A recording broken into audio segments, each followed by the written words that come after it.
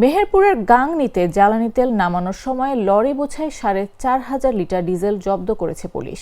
শুক্রবার রাত আনুমানিক ২:৩০টার দিকে উপজেলার সাহেবনগর বাজার এলাকায় এ অভিযান পরিচালনা করা হয়।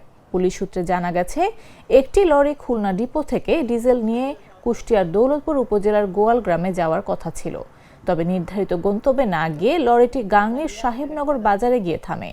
সেখানকার রিপন নামের এক সার ও কীটনাশক ব্যবসায়ীর দোকানে অবৈধভাবে তেল নামানো হচ্ছিল। গোপন সংবাদের ভিত্তিতে গাংনী থানা পুলিশ ঘটনাস্থলে অভিযান চালায়।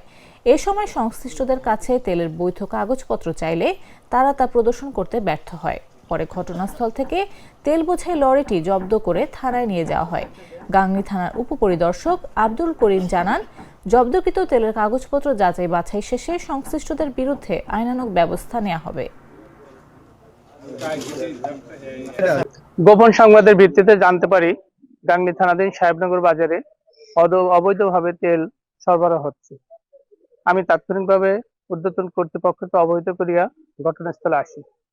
ঘটনাস্থলে এসে দেখতে পাই, একটি লরি থেকে জনৈক রিপনের দোকানে তার একটা সার এবং কীটনাশকের দোকান, সেখানে সে 3টা ব্যারেলে অলরেডি তেল নামানো হয়ে গেছে।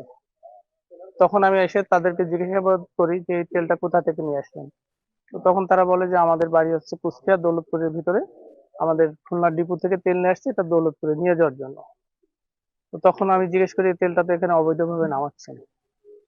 পরবর্তীতে তাৎক্ষণিকভাবে তারা কোনো বৈধ কাগজপত্র বা এখানে সরবরাহের কোনো কাগজপত্র দেখাতে পারবে না। পরবর্তীতে এখন এখানে যে 600 লিটার তেল জব্দ করা হয়েছে এবং এখানে জিম্মায় রাখা হয়েছে।